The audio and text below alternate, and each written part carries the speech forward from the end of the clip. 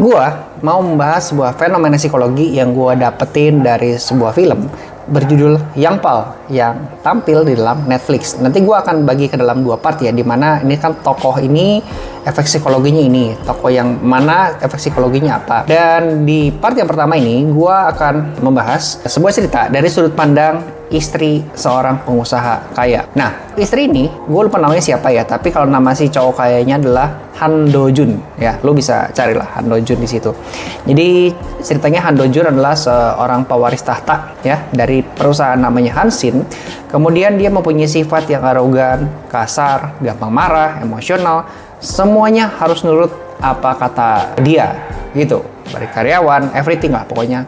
Sampai ada cara menggeser kompetitor pun dengan cara-cara yang kurang oke, dengan cara-cara yang ilegal. Semua karyawannya harus nurut, mau nggak mau, kalau nggak nanti mereka kehilangan kerjaan. Sampai suatu ketika, si suaminya ini, ya si cowok kaya ini, kan punya istri ya. Si Han Do Jun ini, dia ketipu, terus dia kalah saing, dia ditusuk dari belakang sama adiknya bernama Hyo Jin. Ya, jadi Hyo Jin itu punya dendam sama si Han Do Jun ya, karena si Hyo Jin ini suka dibikin tidur selama 3 tahun di penjara di sebuah ruangan mewah, ditidurin, dibikin nggak bisa bangun, dan dibikin dia tuh setengah sadar ya. Jadi sebenarnya dirinya sadar tapi tubuhnya dibikin nggak bisa bergerak, dibikin dianya nggak bisa menggerakkan everything dalam tubuhnya. Nah, gara-gara hal tersebut si adik ini balas dendam lah kepada Han Do Jun, dan di situ dia lengah karena ada serangan dari si adiknya itu. Akhirnya Han Do Jun ini kalah saing lah sama si adiknya ini, si Hyo Jin. Hartanya hilang, dia pun di penjara. Semua sekutu-sekutu si Han Do Jun ini ada yang dibunuh, ada yang dipecat ya, sampai nggak punya kuasa, dan akhirnya si Han Do Jun ini nggak punya apa-apa ya. Terus ketika si Han Do Jun ini di penjara, istrinya itu kan menjenguk ya dari luar, dia nggak sampai masuk. Sampai masa penjaranya habis, suatu ketika si Han Do Jun ini keluar dari penjara, lalu istri ini melihat dari luar, aduh kasihannya si Han Do Jun ini ya.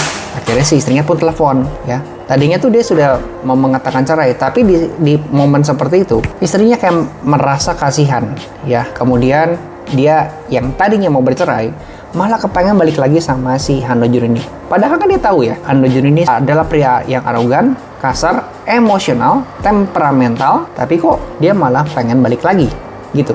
Dan lucunya si Han Do Jun ini dikala pengen minta balik lagi, dia malah minta maaf. Terus istrinya yang tadinya pengen bercerai, pengen pisah, yang tadinya udah marah-marah, malah sekarang pengen ngajak makan ya. Tapi nasihatnya sih di film itu si Han Do Junnya malah ditabrak sama suruhannya si Hyo Jin lah, supaya cepat meninggal lah gitu ya.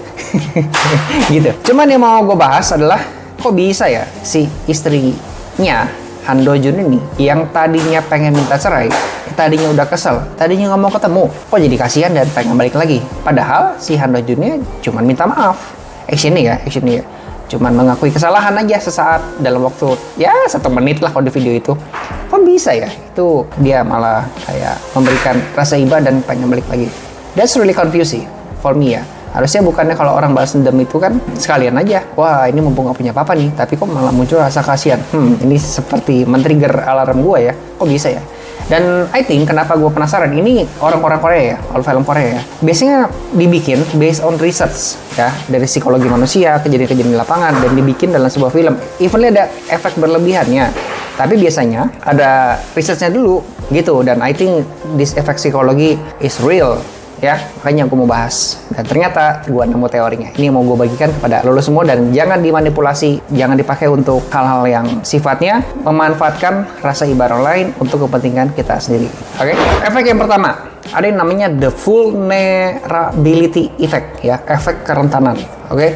Jadi saat seseorang yang powerful tiba-tiba jatuh, ini otak kita nih ya langsung nge-trigger bahwa figur itu menjadi sosok yang rentan. Nah, kondisi kayak begitu memunculkan yang namanya rasa empati, lalu memunculkan hormon vasopressin, di mana vasopressin ini akan memanggil ikatan emosional kita dengan orang tersebut yang memunculkan rasa iba. Oke? Itu terlihat nggak berdaya. Nah, ada hal yang men-trigger ya dari sisi emosi manusia ya, dimana ketika kita udah punya ikatan emosional ditambah kita melihat seseorang yang nggak berdaya, kasihan gitu, akan ada kecenderungan kita jadi pengen nolong ya, melihat orang nggak berdaya nih nolong. Makanya kalau fakir miskin bertemu dengan orang yang masih polos tanpa dijijalin sama berita-berita bahwa fakir miskin ini cuma acting doang, kecenderungannya suka ngasih nih gitu ya.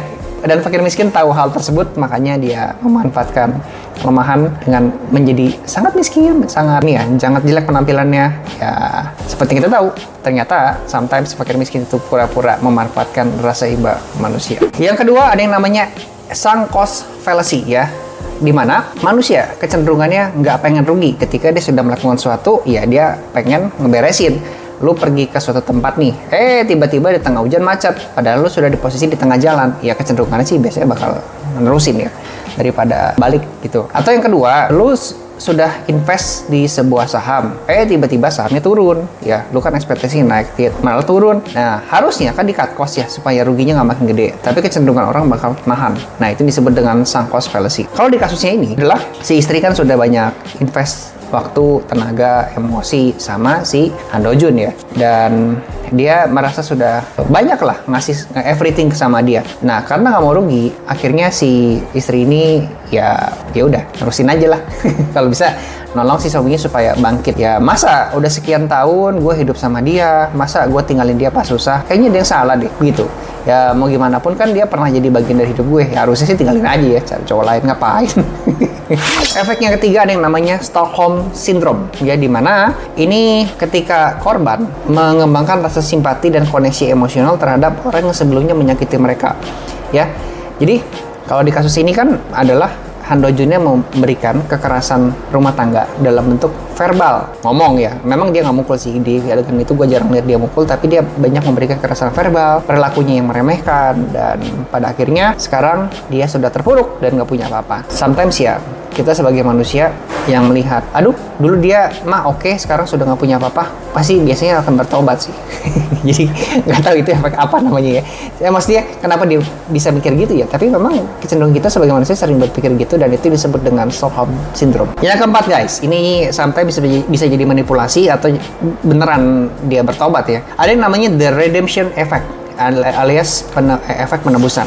Jadi kalau seseorang yang sebelumnya jahat banget, sangat brutal, sangat melakukan kekerasan, premanisme banget, kemudian dia menunjukkan penyesalan dan tulus, itu bisa bikin hati orang yang mendengarnya, dan apalagi kalau orang tersebut pernah tersakiti, kemudian kita minta maaf nih, itu bisa bikin hatinya luluh guys.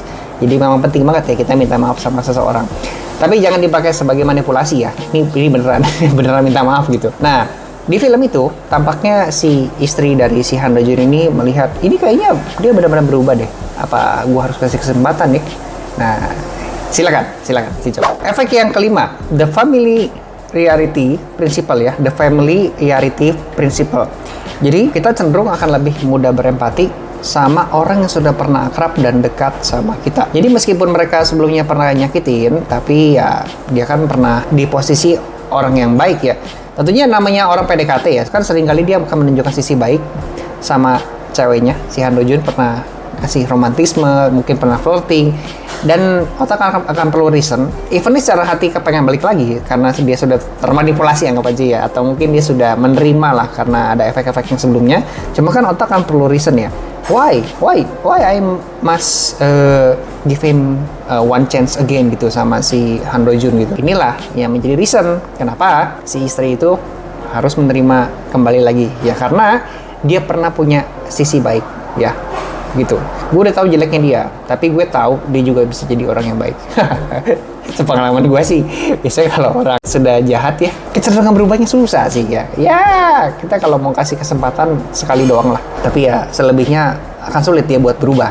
Apalagi dia sudah pernah melakukan kejahatan besar, pasti bibit-bibit kecilnya overall berubah banget kayaknya susah sih buat gue ya. Nggak gampang itu berubah itu. Jadi gue sih ya udah, gue mau memaafkan, tapi ya gue menghindar. Kalau gue ya. Tapi kan di part sini kan biasanya orang menerima kembali sih.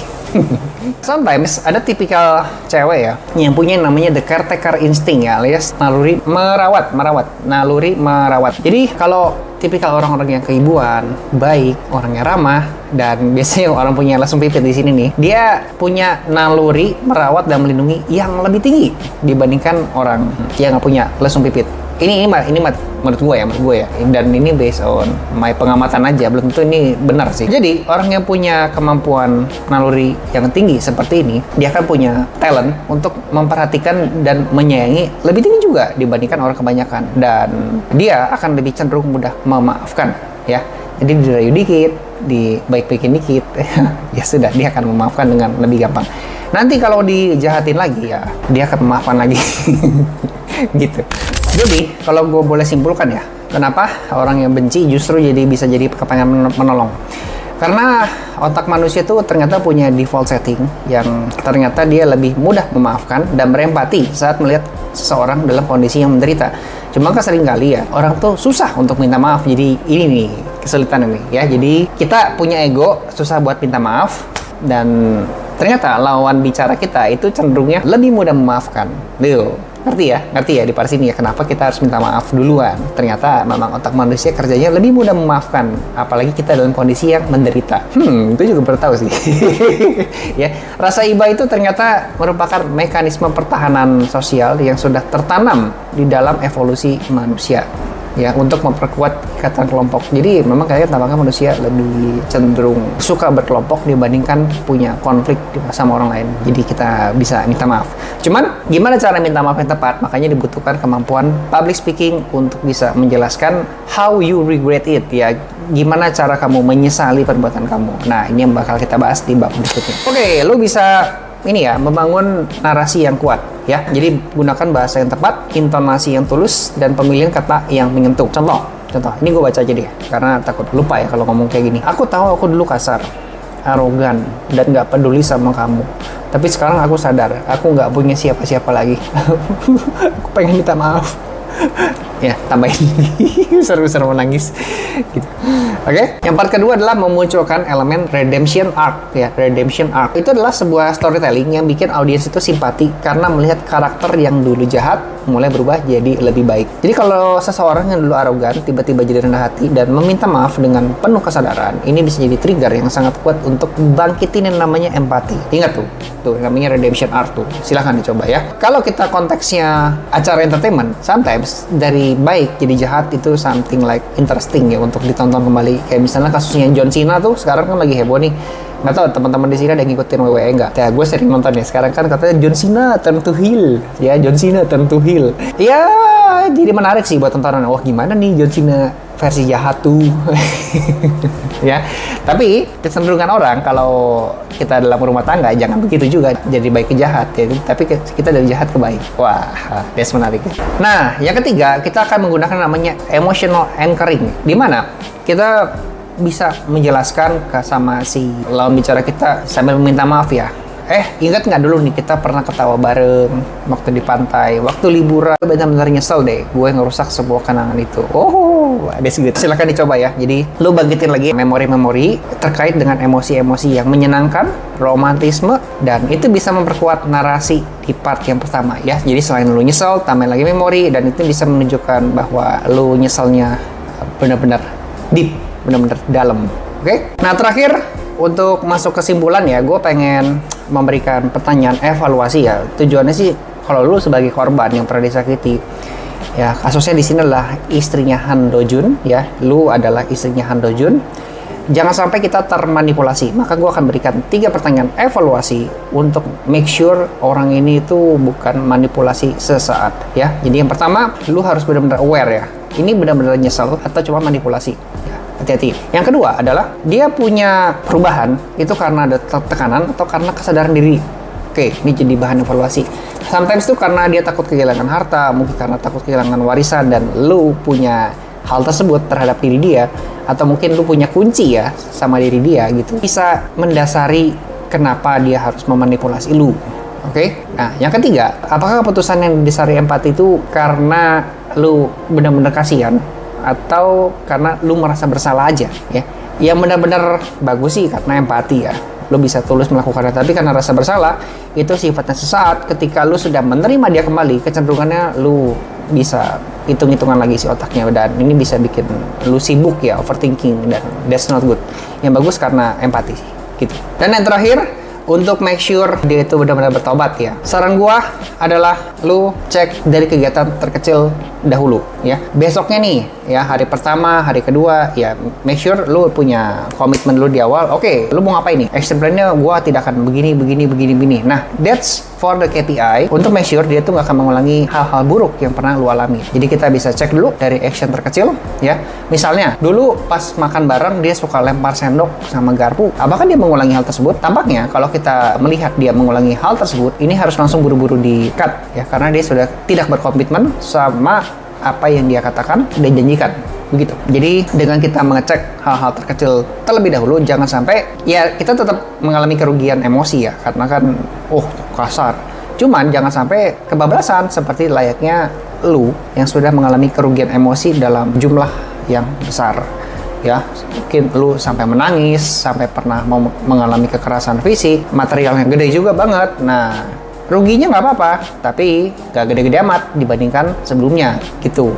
Jadi kita bisa cek dari action terkecil terlebih dahulu untuk meminimalisir kerugian, dan pada akhirnya kalau dia nggak berkomitmen sama hal yang dijanjikan, ya udah buru-buru lepasin aja. Itu saran gue. Nanti kita akan bahas di part kedua di video yang lain. Kenapa setelah balas dendam tapi malah ngerasa berdosa? Kan jangan daman. Dan ini masih gue ambil dari studi kasusnya film Young Paul. So teman-teman, kalau lu suka dengan channel yang membahas tentang relationship, networking, tentang cara menjelaskan, cara kita melakukan public speaking yang baik, ya meskipun kita nggak jago ngomong, dan how to be a good sales, ya pokoknya everything is about communication skill ya. Cuma kan gue harus jabarin ya, communication skill itu kalau implementasinya seperti apa. Monggo silakan di subscribe channel Belajar Public Speaking ID ya. Dan gue juga punya e-course Everything About Communication, karena gue suka banget dan gue pengen bisa sharing sama lu semua. Dan bedanya apa sama materi YouTube seperti ini? Kalau di situ ada studi kasus, ada kurikulumnya, ada action plan yang jelas, sehingga lu akan punya guidance untuk mengimprove diri lu harus seperti apa, arahnya gimana, ya jalannya gimana, dan tentunya itu lebih terstruktur dibandingkan materi-materi kayak begini ya. Ya cuman kalau lu belum butuh ya jangan gitu ya. Cuman silakan aja dilihat dulu aja, siapa tahu butuh kan gitu. Dan I will see you again in the next video. Sampai jumpa. Jangan lupa di subscribe, dinyalain tombol loncengnya. Oke? Bye bye.